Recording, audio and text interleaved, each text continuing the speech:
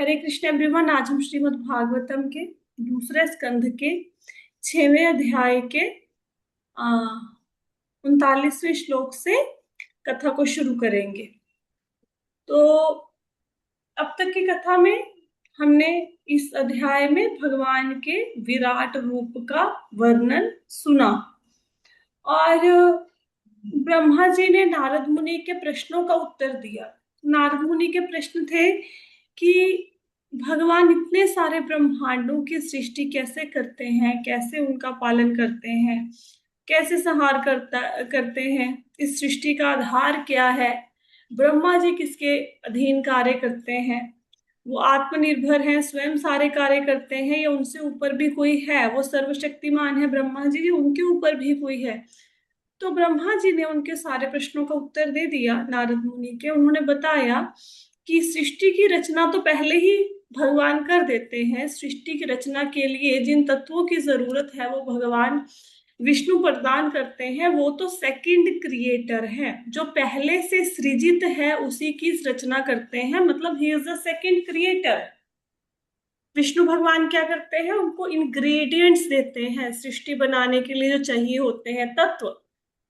ठीक है, उन तत्वों को यूज करके वो सृष्टि का निर्माण करते हैं। फिर उन ब्रह्मा जी ने बताया कि मैं और शिव जी भी भगवान की महिमा का गान नहीं कर सकते।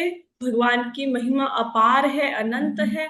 तो हम क्या कर सकते हैं, हम सिर्फ उनको प्रणाम कर सकते हैं। ये हमने किया था। 39वें श्लोक से कथा को शुरू करते हैं। कोई 39वां श्लोक पढ़ेगा, 39 नंबर। पढ़ू माता जी। पढ़िए। परम पुरुषोत्तम भगवान श्री कृष्ण अपने पूर्ण स्वरूप को विस्तारित करते हुए महाविष्णु प्रथम अवतार के रूप में इस प्रगट ब्रह्मांड की रचना करते हैं। परंतु वे अजन्मे हैं। सृष्टि उन्हीं में घटित होती है और भौतिक पदार्थ और अभिव्यक्तियां सब उन्हीं में समाहित है। वे कुछ समय तक उनका पालन पोषण करते हैं और फिर उन्हें अपने में समाहित कर लेते हैं। अब यहाँ पे क्या बताया गया है कि जो भगवान है वो अपने आप का विस्तार करते हैं। हम्म तो सबसे पहले देखो, मैंने आपको बताया था कि भगवान कृष्ण सृष्टि की रचना स्वयं नहीं करते।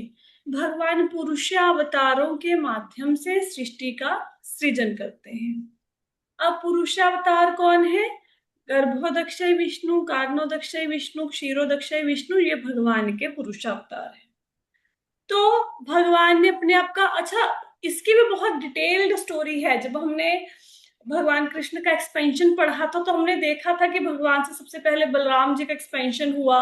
उसके बाद कैसे कैसे पहला चतुर्व्यूह बना, दूसरा चतुर्व्यूह बना, वो भी किसी दिन मैं डिटेल में फिर बना दूंगी। ऐसा नहीं कि भगवान विष्णु कृष्ण से सीधे सीधे आ गए, ऐसा भी नहीं है। इसके पीछे भी बहुत लंबी कड़ी है। हम्म चलो वो किसी और दिन हम समझेंगे। अभी तो हम इतना ही जानते हैं कि भगवान कृष्ण ने अपने आप को विस्तारित किया महाविष्णु के रूप में, जिनको कारणोदक्षय विष्णु भी कहा जाता है। और जैसे ही भगवान विष्णु, जैसे हम सांस लेते हैं तो हम हवा को अंदर खींचते हैं, सांस छोड़ते हैं हवा को बाहर करते हैं। तो भगवान की जब सांस लेते हैं या छोड़ते हैं, उनके रोमकूपों से असंख्य ब्रह्मांड प्रकट होते हैं। हमें लगता है पृथ्वी पे इतना ज्यादा समय है, हमारी आयु बहुत लंबी है ना, हमें ऐसा लगता है। लेकिन भगवान इतने असंख्य ब्रह्मांडों की रचना करते हैं और उनको पलक झपकने जितने टाइम में सारे ब्रह्मांडों का संहार भी कर देते हैं। हमें यहाँ पे समय ज्यादा लगता है। ऐसा क्यों है? हमें तो समय बहुत लंबा लगता है, तो भगवान पलक झपकते ही सब कुछ कैसे कर देते हैं? क्योंकि यहाँ के समय में और बाकी ग्रहों के समय में अंतर है। हमारे लोक के समय में और बाकी लोगों के बाकी लोगों के समय में बहुत अधिक अंतर है। कैसे है अंतर? जैसे पितरलोक, जब हमारे 6 महीने बीत जाते हैं तो पितरलोक की एक एक दिन बीतता है। जब हमारा 1 साल बीत जाता है तो देवताओं का एक दिन बीतता है। ठीक है। तो इसके पीछे एक स्टोरी भी आपने बहुत सुंदर सुनी होगी। राजा रैवत हुए हैं एक। तो राजा रैवत कि कन्या बड़ी हो गई, तो उन्होंने कन्या का विवाह करना था, लेकिन उनको कन्या के विवाह के लिए कोई भी योग्य वर नजर नहीं आ रहा था। तो वो कहाँ गए, वो ब्रह्मलोक में चले गए ब्रह्मा जी से पूछने कि भाई मेरी कन्या के लिए योग्य वर कौन सा है। तो ब्रह्मा जी की सभा में गए तो वहां पे तब नृत्य चल रहा था, गायन हो रहा था। तो वो रुक गए कि जब ये कॉन्सर्ट खत्म होगा, म्यूजिकल कॉन्सर्ट, तो उसके बाद मैं अपना प्रश्न पूछूंगा। तो जैसे ही वो उस कार्यक्रम समाप्त हुआ, उन्होंने ब्रह्मा जी से पूछा कि पृथ्वी पर मेरी पुत्री के लायक कौन सा योग्य वर है। तो पृथ्वी पर बहुत युग बीत चुके थे। युग, दिन साल महीने नहीं, युग, लाखों करोड़ों वर्ष बीत चुके थे। तो ब्रह्मा जी ने बोला कि जो भी लोग धरती पर तुम्हारी कन्या के लिए योग्य थे, उन सबकी तो मृत्यु हो गई। तो अभी आप क्या करो? अभी आप ये करो कि नीचे पृथ्वी पर बलराम जी हैं, तो बलराम जी के पास जाइए और उनसे अपने कन्या का विवाह कर दीजिए। हाँ, तो बलराम जी से विवाह हुआ राजा रैवत की कन्या का, जिनका नाम है रैवती। हम्म तो समय का अंतर है ऊपर और नीचे के लोकों में। तो भगवान विष्णु के पलक झपकने जितने समय में ही असंख्य ब्रह्मांड प्रकट होते हैं और संख्या ब्रह्मांडों का संहार खत्म भी हो जाते हैं, भगवान में ही लीन हो जाते हैं। तो भगवान कृष्ण अपने आप को एक्सपैंड करते हैं, विस्तारित करते हैं, और उनसे महाविष्णु जो है प्रकट होते हैं। और महाविष्णु सारे ब्रह्मांडों की रचना करते हैं। उनके रोमकूपों से, उनकी स्किन के जो स्किन होल हैं, उनसे असंख्य ब्रह्मांडों की रचना होती है। इसका मतलब ये नहीं है कि महाविष्णु पहले थे नहीं। महाविष्णु हमेशा से थे, हैं, रहेंगे। वो अजन्मा है, जिस प्रकार भगवान कृष्ण अजन्मा है, इसी प्रकार महाविष्णु भी अजन्मा है। ठीक है। तो जितनी भी सृष्टियां बनाई गई हैं, ये सारी सृष्टियों को किसने बनाया है? भगवान विष्णु के, महाविष्णु से ही ये सारी सृष्टियां, ये ब्रह्मांड आए हैं। और जितने भी मैंने आपको बताया था तत्व दिए हैं, पृथ्वी जल अग्नि वायु आकाश इत्यादि, ये सब भगवान विष्णु से ही प्रदत्त किए गए हैं। उन्होंने ही दिए हैं ये सारे तत्व ब्रह्मा जी को सृष्टि की रचना के लिए, और वही सृष्टि का पालन पोषण करते हैं, और अंत में वही सृष्टि का संहार भी कर देते हैं। जिस प्रकार मकड़ी होती है, मकड़ी अपने मुख का जो लार होता है उससे जाले का निर्माण करती है, बाहर से कहीं कोई सामान नहीं लेके आती। ठीक है, जाले का निर्माण करती है। और उसको जाला बनाने के लिए कोई भी, जैसे पक्षी भी घोंसला बनाते हैं तो बाहर से तिनका इत्यादि लेके आते हैं, और जो मकड़ी है वो आत्मनिर्भर है। तो भगवान भी इसी प्रकार सारे तत्वों को प्रोवाइड करते हैं ब्रह्मा जी को। ये सारे तत्व भगवान विष्णु के अंदर ही है। समाहित का मतलब है कि ये सब कुछ उनके अंदर ही है, उनको बाहर कहीं से कुछ नहीं लाना पड़ा। सारे ब्रह्मांडों का पालन पोषण करते हैं भगवान विष्णु, और अंत में क्या करते हैं, सारे ब्रह्मांडों को अपने में ही समेट लेते हैं। हमने पढ़ा हुआ है कि जब प्रलय होगा तो हम सबके सब कहाँ चले जाएंगे? भगवान विष्णु के उदर में, उनके पेट में चले जाएंगे। फिर जब भगवान की इच्छा हुई सृष्टि की रचना करने की, तो हम फिर से धराधाम पे आ जाएंगे। जहां भी, जिस भी लोक में हमारा लिखा हुआ, ऊपर के लोकों में, नीचे के लोकों में, जहां भी हमारे कर्म हुए जैसे, वैसा हम आ जाएंगे। ठीक है। तो हमारे अनेकानेक जन्म हो गए हैं। किसी जन्म में हम देवता थे, किसी में राक्षस भी रहे होंगे, हो सकता है किसी में आदिवासी रहे होंगे। अब हम पूर्व जन्म में कैसे थे, ये हमारे गुणों को देख के हम पता लगा सकते हैं। कुछ लोग जीवन में बहुत अच्छे होते हैं, बहुत सरल होते हैं, ऊंचा नहीं बोलते, किसी का हृदय नहीं दुखाते, तो ऑब्वियसली कि वो देवलोक से आए होंगे। कुछ लोगों को बात बात पे क्रोध आ जाता है, लड़ाई झगड़ा अच्छा लगता है, ऑब्वियसली है कि वो पिछले जन्म में किसी निम्न उसमें होंगे, योनि में होंगे। राइट, ऐसे हम पता लगा सकते हैं। आगे क्या कहते हैं? 40 और 41वां श्लोक कोई पढ़िए।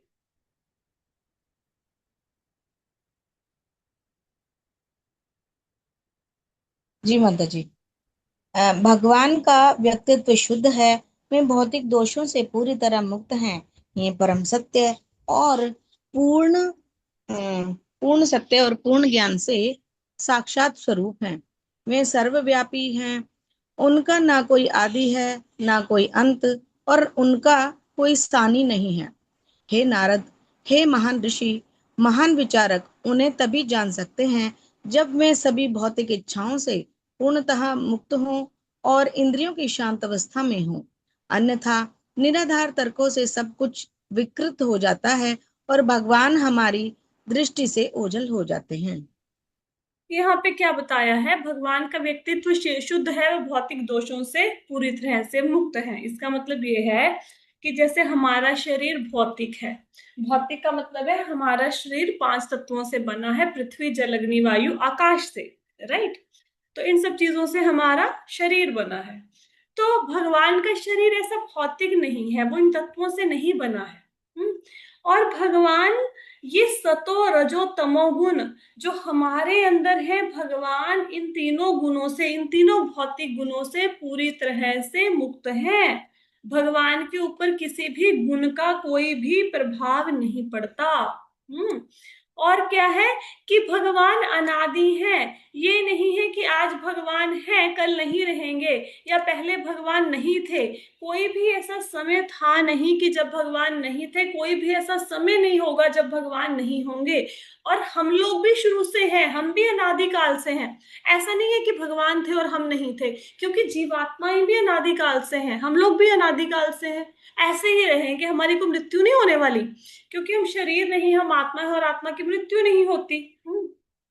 और क्या कहा गया है कि भगवान सर्वव्यापी हैं। सर्वव्यापी का मतलब है कि जैसे सूर्य ऊपर आकाश में है लेकिन उसकी किरणें सब जगह पे हैं, तो भगवान अपनी शक्तियों के माध्यम से सब जगह पे विद्यमान है। अब भगवान जब सब जगह पे विद्यमान है तो दिखते क्यों नहीं, हम उन्हें जान क्यों नहीं पाते? तो ब्रह्मा जी कहते हैं कि भगवान को तब जानेंगे जब इंद्रियां शांत अवस्था में हो। इसको कैसे समझोगे कि जैसे सपोज करो कि पानी है, बहुत गंदा है और हिल रहा है, तो उसमें आपको साफ साफ अपना चेहरा दिखाई नहीं देगा। अब पानी को हिलाना बंद करो, थोड़ी देर के लिए पानी को रख दो, अब पानी ऊपर से शांत हो जाएगा, जितनी भी गंदगी है वो नीचे रह जाएगी। अब उसमें अपना चेहरा देखोगे तो दिखेगा। हाँ, तो इसी प्रकार हमारी इंद्रियां क्या है, हमारी इंद्रियां अशुद्ध हैं, भौतिक की इच्छाओं में हम फंसे हुए हैं, इसलिए हमें भगवान के दर्शन नहीं होते। संत पुरुषों को भगवान के दर्शन होते हैं क्योंकि इनकी इंद्रियां शांत हैं और भौतिक कोई भी इच्छा नहीं है। हमारे मन में भौतिक इच्छाएं हैं, इसलिए भगवान जगह जगह पे हमें नजर नहीं आ रहे। हाँ, दूसरी बात है कि भगवान को समझने के लिए तर्क वितर्क के बेस पर भगवान को नहीं समझा जा सकता। अगर तर्क के बेस पे, लॉजिक के बेस पे भगवान को समझने की कोशिश करेंगे, फिर हम भगवान को नहीं समझ सकते। हम्म तो भगवान को तो सरलता से, कि भगवान हम आपके विषय में कुछ नहीं जानते हैं, तो जो सरल व्यक्ति होते हैं उनको भगवान समझ में आएंगे। जो सरल भक्त होते हैं, भगवान उनको अपने आप के बारे में जनवाते हैं, भगवान अपने आप के बारे में उनको बताते हैं, उनके हृदय के अंदर ज्ञान प्रकट करते हैं। ठीक है, तो हमारी इंद्रियां अशुद्ध हैं, इसलिए भगवान हमारी दृष्टि से ओझल हो जाते हैं। हाँ, इंद्रियां अशुद्ध भी है और पूर्ण भी है। अपूर्ण कैसे है कि जैसे आंख है, आंख देख सकती है दीवार तक का, दीवार के पीछे क्या है आंख नहीं दे सकती, तो आंख की लिमिटेशन है। कान है, कान सुन सकते हैं आसपास की आवाजें। अब यहां से मैं बोलूं कि यहाँ से 10 किलोमीटर दूर की कोई आवाज है, मेरा कान नहीं सुन पाएगा, इसकी लिमिटेशन है ना। अब सूंघने की भी लिमिटेशन है। अब किसी कमरे में मैं गंदगी रख दूं, ठीक है, खूब कूड़ा करकट रख दूं, और उसके चारों तरफ में कोई फ्रेग्रेंस वाली चीज का ऐसे स्प्रे कर दूं, तो मेरी आंखों पे अगर पट्टी बांध के उस कमरे में ले जाया जाएगा तो मैं बोलूंगी ये तो बड़ा अच्छा कमरा है, इसमें तो बड़ी सुगंध आ रही है। जब आंखें खोल के देखूंगी तो सारा कमरा गंदा पड़ा है। तो नाक की सीमा है, नाक भी भ्रमित हो जाता है, जीभ भी भ्रमित हो जाती है। जैसे हमें पता है गुलाब जामुन और रसगुल्ला मीठे होते हैं, लेकिन अगर गुलाब जामुन खाने से पहले आप चीनी वाला दूध पियो, उसके बाद गुलाब जामुन खाओ तो गुलाब जामुन फीकी लगेगी। तो हमारी जीभ की भी लिमिटेशन है, हमारी त्वचा की लिमिटेशन है।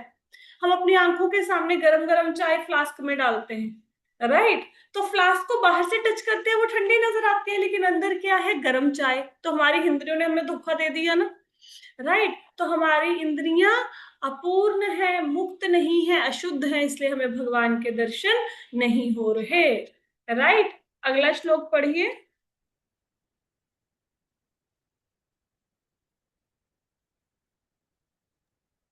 माताजी मैं पढ़ूं? हाँ जी, हाँ जी, पढ़िए पढ़िए। कारणावक्षी विष्णु सर्वोच्च भगवान के प्रथम अवतार हैं और वे शाश्वत समय, स्थान, कारण और प्रभाव, मन, तत्व, भौतिक अहंकार, प्रकृति के गुण, इंद्रियां, भगवान का सार्वभौमिक रूप, गर्भोदक्षी विष्णु और सभी जीवित प्राणियों के लिए कुल योग, गतिशील और अचल दोनों के स्वामी हैं। यहाँ पे क्या बताया गया है? यहाँ पे प्रथम पुरुषावतार की बात हो रही है। भगवान के तो बहुत सारे अवतार हैं, लेकिन जो कारणोदक्षयी विष्णु है, ये भगवान के प्रथम पुरुषावतार हैं। अब जो कारणोदक्षय विष्णु या महाविष्णु है, ये जो हमारे भौतिक जगत का समय है, स्थान है, कारण है, प्रकृति है, इंद्रिय है, जीव है, इन सब के आधार कारणोदक्षयी विष्णु है। वो सारी वस्तुएं जो चल रही हैं और जो चल नहीं पाती, उन सब के स्वामी हैं। जैसे कैसे समझेंगे? जैसे पेड़ होता है, पेड़ की बहुत सारी शाखाएं होती हैं, बहुत सारी पत्तियां होती हैं, उनका आधार क्या होता है? उनका आधार होता है जड़ें। तो संसार में करोड़ों, लाखों, असंख्य, उससे भी ज्यादा, करोड़ों लाखों तो बहुत कम है, जीव है, वस्तुएं हैं, लेकिन उन सब का आधार कौन है? उन सब का आधार है महाविष्णु। इनके परे कुछ भी नहीं है, ठीक है? आगे चले 43 नंबर श्लोका पे। माता जी मैं पढ़ूं? हाँ जी, पढ़िए। मैं स्वयं ब्रह्मा भगवान विष्णु अ, अ, मैं स्वयं ब्रह्मा भगवान शिव, भगवान विष्णु, दक्ष और प्रजापति जैसे महान जीव जंतुओं के जनक, आप स्वयं नारद और कुमार, इंद्र और चंद्र जैसे स्वर्गीय देवता, भूलोक के स्वामी, पृथ्वी के स्वामी, निचले ग्रहों के स्वामी, गंधर्व ग्रहों के स्वामी, विदाधर ग्रहों के स्वामी, चारण लोक ग्रहों के स्वामी, पक्षों यक्षों, राक्षसों और उर्गों के स्वामी, महान ऋषि, महान राक्षस, महान नास्तिक और महान अंतरिक्ष यात्री, या साथ ही मृत शरीर, दुष्ट आत्माएं, शैतान, जिन, कुष्मांड, महान जल जीत, महान पशु और महान पक्षी आदि। दूसरे शब्दों में, कोई भी वस्तु जो असाधारण रूप से शक्ति, ऐश्वर्य, मानसिक एवं बौद्ध गम्य, कुशलता, सामर्थ्य, क्षमाशीलता, सौंदर्य, नम्रता और संस्कृतता से परिपूर्ण हो, चाहे वह संसार हो या चाहे वह साकार हो या निराकार, देखने में तो भगवान का विशिष्ट सत्य और स्वरूप प्रतीत हो सकती है, परंतु वास्तव में ऐसा नहीं है। वह तो केवल भगवान की दिव्य शक्ति का एक अंश मात्र है। हाँ, ठीक है। अभी क्या है, इस श्लोक में बताया गया है कि जितने भी यहाँ पे नाम आए हैं, ये भगवान से ही आए हैं, ये सब के सब लोग भगवान से आए हैं। हम लोग क्या करेंगे, हम एक एक करके इनके बारे में जानते हैं, ठीक है? एक एक शब्द को, क्योंकि जैसे हमारा भागवतम को पढ़ने का पैटर्न है कि हम एक एक शब्द को समझते हैं और उसके व्याख्या को भी समझते हैं, तो यहाँ पे इस श्लोक में बताया गया है कि जितने भी जीव हैं, चाहे उच्च लोक के निवासी हैं, चाहे पृथ्वी के हैं, चाहे नीचे के हैं, वो सब, चाहे कोई दिखता है चाहे कोई नहीं दिखता, वो भगवान की शक्ति का ही प्रतीक है, भगवान से ही आया है, उनसे परे कोई कुछ भी नहीं है, ठीक है? अब यहाँ पे सबसे पहला वर्ड आया ब्रह्मा जी। हालांकि मैंने लास्ट लेक्चर्स में आपको बहुत डिटेल में सबके बारे में बताया है, लेकिन किसी ना किसी की क्लास मिस हो जाती है, तो दोबारा से बता देते हैं। ब्रह्मा जी कौन है? ब्रह्मा जी इस संपूर्ण हमारे ब्रह्मांड के प्रथम जीव है। गर्भोदक्षय विष्णु के नाभि से कमल का फूल निकलता है और उनके ऊपर ब्रह्मा जी विराजमान है। ना उनके माता है ना उनके पिता है, वो भगवान विष्णु की नाभि से जो कमल निकला उसके ऊपर बैठे थे, उनमें से प्रकट हुए। ठीक है। अब जो ब्रह्मा जी हैं, इनका काम क्या है? इनका काम है सृष्टि का सृजन करना। लेकिन ये सृष्टि का सृजन स्वयं नहीं कर सकते। जैसे अगर मैं आपको बोलूं मेरे घर में आप आओ, मैं बोलूं खीर बना दो, आप खीर तो बना दोगे, लेकिन आप बोलोगे मुझे चावल दो, दूध दो, मेरे को चीनी दो, ड्राई फ्रूट दो, तभी खीर बनेगी ना। तो ब्रह्मा जी को ये सारे तत्व जो हैं, ये सारे इंग्रेडिएंट्स जो हैं सृष्टि बनाने के लिए जो चाहिए होते हैं, वो सब कौन देते हैं? भगवान विष्णु देते हैं। उन सारे तत्वों को, उन सारे इंग्रेडिएंट्स को यूज करके ब्रह्मा जी सृष्टि का निर्माण करते हैं। ब्रह्मा जी बहुत शक्तिशाली है, बहुत ज्यादा। आप देखो, तभी तो हिरण्यकश्यप ने ब्रह्मा जी की तपस्या करके उनको प्रसन्न किया। उनकी तपस्या की, क्योंकि वो बहुत शक्तिशाली है, वो कोई भी वरदान दे सकते हैं, लेकिन फिर भी वो भगवान नहीं है। भगवान के अधीन ही काम करते हैं। अब आते हैं शिव। जो शिव है, जब ब्रह्मा जी ऐसे हैं, वो देवताओं की कैटेगरी में आते हैं, लेकिन जो शिव जी है वो ना तो देवता है ना ही वो मनुष्य है। ठीक है। वो भगवान भी नहीं है, वो बीच की कड़ी है। इसको भगवान शिव को आप कैसे समझोगे? भगवान शिव को ऐसे समझोगे कि जैसे दूध होता है, दूध में जब हम लोग थोड़ा सा खट्टा मिला देते हैं तो उसका दही बन जाता है। तो भगवान ने जब यह भौतिक जगत से, भौतिक प्रकृति से संपर्क करना होता है, तो वो शिव के माध्यम से करते हैं। वो देवता नहीं है, वो देवता और भगवान के बीच की कड़ी है, जो भोलेनाथ है। फिर आते हैं विष्णु। जो भगवान विष्णु है, इस सृष्टि के पालन करता है। ये पुरुषावतार है विष्णु जी भगवान का। इनका काम है सृष्टि का पालन पोषण करना। और विष्णु भी कारणोदक्षयी विष्णु है, गर्भोदक्षयी विष्णु है, क्षीरोदक्षयी विष्णु है। और ये ऐसा नहीं कि तीन ही है, ये भी असंख्य है। अब जैसे आपको पता है कारणोदक्षयी विष्णु कौन है? जो कारण सागर में लेटे हुए हैं, जिनसे असंख्य ब्रह्मांड प्रकट हो गए। उन सब ब्रह्मांडों के अंदर कौन प्रवेश करके? गर्भोदक्षय विष्णु। तो गर्भोदक्षय विष्णु एक थोड़े ना है, वो तो असंख्य है, क्योंकि ब्रह्मांड असंख्य है, हर एक के गर्भोदक्षय विष्णु असंख्य है। क्षीरोदक्षय विष्णु हम सबके अंदर है, मेरे अंदर है, आपके अंदर है, छिपकली के अंदर है, कॉकरोच के अंदर है, शेर के अंदर है, चीते के अंदर है। तो ये असंख्य है। ठीक है। दक्ष, दक्ष कौन है? दक्ष प्रजापति का ही नाम है। मैंने आपको 9 लोगों के नाम बताए थे ना, नारद जी के 9 भाई जो हैं, तो उनमें दक्ष प्रजापति भी आते हैं। तो दक्ष को, जनसंख्या को, दक्ष और प्रजापति ये दोनों हैं, इनको क्या काम मिला था? इनको जनसंख्या को बढ़ाने का काम मिला था। सृष्टि की रचना हो गई थी, लेकिन सृष्टि में जीव नहीं थे, लोग नहीं थे, तो जनसंख्या चाहिए थी। तो प्रजापति वो हैं जिन्होंने जनसंख्या को बढ़ाने का काम अपने हाथ में लिया। और सिर्फ ऐसा नहीं कि जनसंख्या को बढ़ाया, धर्म के नियम स्थापित किए। तो मतलब जो प्रजा है धार्मिक नियमों के अनुसार जीवन को चलाए, ये सब भी उन्होंने किया। दक्ष जो प्रजापति है ना, प्रजापति किसी व्यक्ति का नाम नहीं है। आप सोचो प्रजापति किसी व्यक्ति का नाम है, ना ना, प्रजापति वही दक्ष एक प्रजापति है। दक्ष कौन है? सती माता के पिता हैं जो दक्ष हैं। तो प्रजापति वही जिनको सृष्टि बढ़ाने का काम सौंपा गया। जैसे भृगु मुनि इसमें आ जाते हैं, मारीची आ जाते हैं, अंगिरा मुनि आ जाते हैं, पुलस्त्य आ जाते हैं, ये सारे प्रजापति कहलाते हैं। ठीक है। और उसके बाद कौन है? यहाँ पे क्यों लिखा है महान जीव जंतुओं के जनक? इसलिए लिखा है क्योंकि जितने भी पक्षी हैं, पशु हैं, ठीक है, और आपको जानवर दिखाई देते हैं, ये सब की रचना इन प्रजापतियों के थ्रू ही हुई है ना। इन प्रजापतियों की जो संतानें हैं वही पक्षी हैं, वही ये जानवर हैं। ये आपको पढ़ने के लिए मिलेगा। ठीक है। आने वाले स्कंधों में इसके ऊपर डिटेल में चर्चा होगी। अब कह रहे हैं नारद मुनि। नारद मुनि के बारे में तो सबको पता है, दासी पुत्र थे, फिर संतों की सेवा करी, उनके आशीर्वाद से वो नारद मुनि बने, है ना।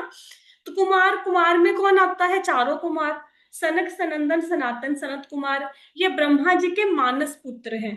मानस पुत्र का मतलब क्या होता है? मानस पुत्र का मतलब होता है, एक तो आजकल संतान की उत्पत्ति होती है मेल फीमेल यूनियन के द्वारा, स्त्री पुरुष आपस में मिलते हैं तो संतान होती है, लेकिन पहले के जमाने में ऐसी सृष्टि नहीं होती थी। जब सृष्टि का आरंभ शुरू हुआ था तो ब्रह्मा जी को अगर पुत्र उत्पन्न करना था तो उनको किसी संभोग की आवश्यकता नहीं थी। ब्रह्मा जी अपने मन में सोचते थे, उनके मन में सोचने मात्र से प्रकट होते थे जीव। ठीक है, तो कुमार कौन है? ये ब्रह्मा जी के मानस पुत्र हैं।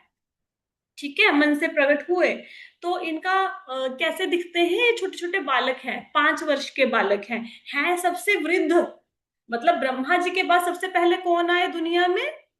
कुमार, लेकिन देखने में वो छोटे बालक जैसे ही लगेंगे। ठीक है, कुछ पहनते नहीं है। ऐसे क्यों? छोटे बालक से बड़े क्यों नहीं हुए?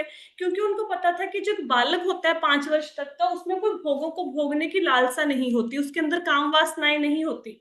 अब छोटे बालक को, 5 वर्ष तक के बालक को लेके सारे प्यार करते हैं, है ना, लेकिन कोई बड़ा हो उसको तो नहीं करेंगे ना, क्योंकि छोटे बालक के अंदर वो काम वासना नहीं है। अगर चाहे उसको कोई दादी स्पर्श करे, चाहे उसको कोई छोटी कन्या स्पर्श करे, चाहे उसको कोई यंग गर्ल स्पर्श करे, उसको कोई फीलिंग नहीं आएगी गलत वाली।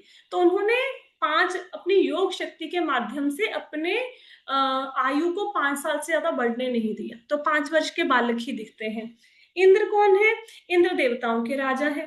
ठीक है, सारे देवताओं के प्रमुख अधिकारी हैं। तो इंद्र बेसिकली बारिश के लिए जिम्मेवार हैं। ठीक है, और सारे देवता इनके अधीन हैं। ठीक है, चंद्रदेव, चंद्रदेव चंद्रमा के अधिष्ठाता देवता है। ठीक है, ये जो चंद्रदेव है ये चंद्रलोक में रहते हैं। हमारे जो हम फ्रूट्स खाते हैं, वेजिटेबल्स खाते हैं, जितनी भी वनस्पतियां हैं, उनमें जो स्वाद है ये चंद्रदेव के कारण ही आता है। ठीक है, चंद्रदेव इन सारे वनस्पतियों में रस भरते हैं। हमें फ्रूट्स में, वेजिटेबल में जो रस आता है, चंद्रदेव ना हो तो ये रस नहीं आएगा। हाँ, फिर भूलोक के स्वामी, भूलोक जाने की हमारा पृथ्वी लोक। ठीक है, अब इनके भी अधिष्ठाता देव हैं। वो भगवान के बराबर नहीं है, लेकिन वो पृथ्वी की व्यवस्था करते हैं। यहाँ पे सारी गतिविधियां सुचारू रूप से चले, इसका ध्यान रखते हैं, जैसे पृथ्वी माता है। ठीक है, अब इसके बाद आ गया पृथ्वी की निचले ग्रह। हाँ, पृथ्वी के स्वामी तो हो गया, निचले ग्रहों के स्वामी। अब निचले ग्रहों में भी अलग अलग लोक हैं। ठीक है, जैसे हमारे नीचे 7 लोक हैं, पृथ्वी के नीचे 7 लोक हैं, अतल, वितल, सूतल, तलातल, महातल, रसातल, पाताल। तो ये सारे जो लोक हैं इसमें भी लोग रहते हैं। उसमें सर्प इत्यादि रहते हैं, राक्षस रहते हैं। तो नीचे के लोगों के भी स्वामी हैं, जैसे मय दानव है, वो नीचे रहता है। ठीक है, एक लोग भोलेनाथ का नीचे भी है। हाँ, तो निचले ग्रहों के स्वामी गंधर्व, गंधर्व ग्रहों के स्वामी। गंधर्व आपको बताया था, गंधर्व कौन होते हैं? जो देवताओं के लिए गाते हैं। जैसे हमारे यहाँ पे सिंगर होते हैं, लता मंगेशकर, मोहम्मद रफी, सोनू निगम, तो यहाँ वहां पे ऊपर देवताओं के पास भी सिंगर्स हैं, तो उनको कहा जाता है गंधर्व। ठीक है, विद्याधर, विद्याधर कौन होते हैं? विद्याधर होते हैं जिनके पास स्पेसिफिक विद्याएं होती हैं, विशेष प्रकार की शक्तियां होती हैं। विद्याधर का मतलब है विद्या को धारण करने वाला। तो उनके पास विशेष प्रकार की शक्तियां, विशेष प्रकार की नॉलेज होती है। जैसे वो उड़ सकता है, किसी व्यक्ति को कोई तंत्र विद्या आती है, तो ऐसे उनके पास स्पेसिफिक नॉलेज होती है। चारण कौन होता है? चारण वो होते हैं जो भगवान की घूम घूम के महिमा का गान करते हैं, भगवान की महिमा को सुनाते हैं, उनको बोला जाता है चारण। ये भी ऊपर के लोकों में रहते हैं। ठीक है, फिर यक्ष होता है। यक्ष कौन होता है? यक्ष होते हैं जो देवताओं के धन की रक्षा करते हैं। ठीक है, इनके पास भी विशेष शक्तियां होती हैं, इनके पास प्राकृतिक संपदाएं होती हैं, खजाने होते हैं। यक्षों के राजा कौन है? कुबेर। कुबेर देवताओं के धन की रक्षा करते हैं। ठीक है, राक्षस, राक्षस भी एक जीवों की श्रेणी है। ये भगवान के भक्तों के विरोधी होते हैं, जैसे रावण है, हिरण्यकश्यप है, ये राक्षस श्रेणी में आ गए। उर्ग, उर्ग का मतलब है ये सांप की जाति से संबंधित है। जो उर्ग है ये नाग जाति के प्राणियों में से एक प्राणी है। ठीक है, इनका संबंध किसके साथ है? नाग के साथ। ठीक है। ये सामान्य सांप नहीं है जैसे हमारी धरती पर हमें सांप दिखते हैं, नहीं नहीं, ये अलौकिक है, ये विशेष है, ठीक है। उर्ग, इनके पास स्पेसिफिक पावर है, ऐसे छोटे मोटे सांप नहीं है, बड़े बड़े सांप है, जैसे सपोज करो तक्षक नाग है, कितने बड़े हैं, वासुकी हैं, ऐसे बड़े बड़े, ठीक है। महान ऋषि, ये महान तपस्वी हैं जो भगवान की भक्ति में लगे हुए हैं, वशिष्ठ मुनि, विश्वामित्र मुनि, अंगिरा मुनि, ठीक है। फिर राक्षस, नास्तिक हो गया, नास्तिक जो भगवान को नहीं मानते। अंतरिक्ष यात्री, अंतरिक्ष यात्री कौन होते हैं, जो एक ग्रह से दूसरे ग्रह में जाते हैं, ठीक है, तो अंतरिक्ष में विचरण करते रहते हैं। जैसे जब सती माता वहां पे यज्ञ में उनके पिता ने, दक्ष ने एक यज्ञ किया था ना, भोलेनाथ को इनवाइट नहीं किया था, तो सती माता ने देखा आकाश में से बहुत सारे विमान जा रहे थे, यहाँ पे देवताओं की पत्नियां सज के जा रही थी, ठीक है। तो यहाँ ये जो लोग होते हैं ये घूमते हैं आकाश में, इनको किसी विमान की जरूरत भी नहीं है, ये एक लोक से दूसरे लोक पे यात्रा कर सकते हैं बिना विमान के, ये अंतरिक्ष यात्री होते हैं। मृत शरीर, ठीक है, मृत शरीर का मतलब है कि जैसे हमारा शरीर है, हमारा एक स्थूल शरीर होता है, एक सूक्ष्म शरीर होता है, जब ये स्थूल शरीर मर जाता, मतलब खत्म हो गया, ठीक है, हमारा ये जब हमारी मृत्यु हो जाएगी तो ये स्थूल शरीर खत्म हो जाएगा ना, उसकी बात हो रही है, मृत शरीर। दुष्ट आत्माएं, दुष्ट आत्माएं वो होती हैं कि जैसे सपोज करो किसी की मृत्यु होगी, एक व्यक्ति है उसकी मृत्यु होगी, मृत्यु के बाद उसको दूसरा जन्म मिलेगा, तो उसको दूसरा शरीर मिल जाएगा। जैसे सपोज करो इस जन्म में कोई व्यक्ति इंसान है, अगले जन्म में उसकी मृत्यु हुई, वो शेर बन गया, सपोज करते हैं। लेकिन कुछ आत्माएं ऐसी होती हैं जिनको शरीर नहीं मिलता दूसरा, ठीक है, वो अपने सूक्ष्म शरीर के साथ, मन बुद्धि अहंकार के साथ घूमती रहती हैं, उनको दूसरा शरीर ही नहीं मिला, तो उनको बोलते हैं भूत प्रेत आत्माएं, ठीक है, जिनको स्थूल शरीर नहीं मिला। हाँ, दुष्ट आत्माएं, शैतान, शैतान कौन होता है, ये मनुष्य से अलग होते हैं, शैतानों में पावर्स होती हैं जिनका यूज वो बुरे कामों के लिए करते हैं, ठीक है। जिन, जिन के होते हैं, जिन वो होते हैं जो अद्भुत कार्य कर सकते हैं, अद्भुत कार्य करने का, जैसे आपके घर में सामान पड़ा, अगर जिन चाहेगा, जिन इस सारे सामान को हिला देगा, उड़ा देगा हवा में, ठीक है, तो जिन के पास शक्तियां होती हैं, लेकिन जिन भी जनता की भलाई के लिए काम नहीं करते हैं। ऐसे ही कुष्ठ मांड है, ये भी असुरी प्रकृति वाले जीव हैं, जल जीव हैं जो समुद्र में रहते हैं, पशु हैं, पक्षी हैं, ठीक है, इसके बारे में यहाँ पे बात हुई है। अब इसका मतलब क्या है पूरे शरीर का, कि इतने सारे नाम क्यों गिनाए गए हैं इस श्लोक में, इसमें ये बताया गया है कि किसी भी व्यक्ति को आप देखो, चाहे ब्रह्मा जी को देखो, शिव जी को देखो, इंद्र को देखो, यक्षों को देखो, राक्षसों को देखो, जिन्नों को देखो, भूत प्रेतों को देखो, तो वो सब कुछ कहाँ से आया, ये भगवान से ही आया है। और अगर किसी भी व्यक्ति में, जो अगला पार्ट है इसका, ठीक है, अगर किसी भी व्यक्ति में असाधारण रूप से कोई शक्ति है, सपोज किसी को कोई क्रिकेटर बहुत पसंद है, ठीक है, अब वो बहुत अच्छी क्रिकेट खेलता है, वो क्रिकेट खेलने की शक्ति किससे आई, वो भगवान से आई। अगर किसी के पास धन बहुत अधिक है, वो ऐश्वर्य किससे आए, क्योंकि भगवान की कृपा है उसके ऊपर, ठीक है। बुद्धि, सौंदर्य, सामर्थ्य, अगर किसी में कोई गुण दिखाई दे तो आपने क्या समझना है, ये भगवान की शक्ति का एक अंश मात्र है। चाहे कोई व्यक्ति कितना भी सुंदर क्यों ना हो, कितना भी सुंदर, भगवान की सुंदरता के आगे वो कोई कुछ भी नहीं है। ये सारे ऐश्वर्य, सारी सुंदरताएं भगवान की शक्ति के एक अंश के बराबर हैं, नाम मात्र के बराबर, ठीक है। तो अगर आगे से आपको कोई भी ऐसा व्यक्ति नजर आए जो जीवन में तरक्की कर रहा है, करियर बहुत अच्छा है, सुंदर है, गुण है, विद्वान है, तो समझना है कि भगवान की शक्ति का ही छोटा सा अंश प्रदर्शित कर रहा है। तो हर जीव में भगवान को इस प्रकार हम देख सकते हैं, हमारी जेलस, हमारी ईर्ष्या खत्म हो सकती है, राइट। तो ये सब कुछ क्या है, ये भगवान की शक्ति का एक अंश है। लास्ट श्लोक रह गया, 2 मिनट रह गए, फटाफट कर देते हैं। हे नारद, मैं भगवान के लीला अवतारों के नाम से जाने वाले दिव्य अवतारों का एक एक वर्णन करूंगा। उनके कार्यों को सुनने से कानों में संचित सभी अशुद्धियां दूर हो जाती हैं। ये लीलाएं सुनने में सुखद और आनंददायक है, इसलिए ये मेरे हृदय में बसी हैं। अब नेक्स्ट चैप्टर का बेस दे दिया। जैसे बाहुबली मूवी देखी है सबने, तो लास्ट में क्या बोला, कटप्पा ने बाहुबली को क्यों मारा, ये लास्ट डायलॉग था, उसके बेस पे बाहुबली 2 को लोगों ने देखा, है ना, कि क्या आंसर है, क्यों मार दिया कटप्पा ने बाहुबली को। तो यहाँ पे ब्रह्मा जी ने नेक्स्ट चैप्टर का बेस दे दिया। क्या बोला कि अब मैं भगवान के अवतारों की लीलाओं का वर्णन करूंगा। अभी अभी हमने लास्ट वाले श्लोकों में सुना था कि हमारी इंद्रियां शुद्ध है, इसलिए हमें भगवान नजर नहीं आते, हमारे आंख कान नाक सब शुद्ध हो गए हैं। ठीक है, अब कोई बंदा बोले तुम बहुत गंदे हो, तुम मैले हो, ठीक है, बंदा बोलेगा फिर साफ कैसे हूं मैं, हमारी इंद्रियां शुद्ध है, अब मेरे कान शुद्ध है, मैं इसको साफ कैसे करूं, शुद्ध कैसे करूं। उसके लिए मुझे भगवान की लीलाएं सुननी पड़ेंगी। तो जो हम भगवान की लीलाएं अभी अगले चैप्टर में ब्रह्मा जी एक एक करके भगवान के अवतारों का वर्णन करेंगे, हम उनके विषय में जानेंगे, उनके विषय में सुनेंगे, उससे हमारे जो कान अशुद्ध हो गए हैं दुनियावी बातें सुन सुन के, चुगलियां सुन सुन के, निंदा सुन सुन के, जो फालतू की बातें हमने सुनी है, वो जो कानों में मैल जम गया है शुद्धियों का, वो भगवान की लीलाओं को सुनने से शुद्ध हो जाएगा। और सुनने में बहुत आनंद आता है इन लीलाओं को। और ये ब्रह्मा जी कहते हैं ये लीलाएं मेरे हृदय में बसी हैं। अब भगवान ब्रह्मा जी नेक्स्ट चैप्टर में भगवान के अवतारों का वर्णन करेंगे, राइट। तो आज की क्लास में सब क्वेश्चन है। जय कृष्ण माता जी।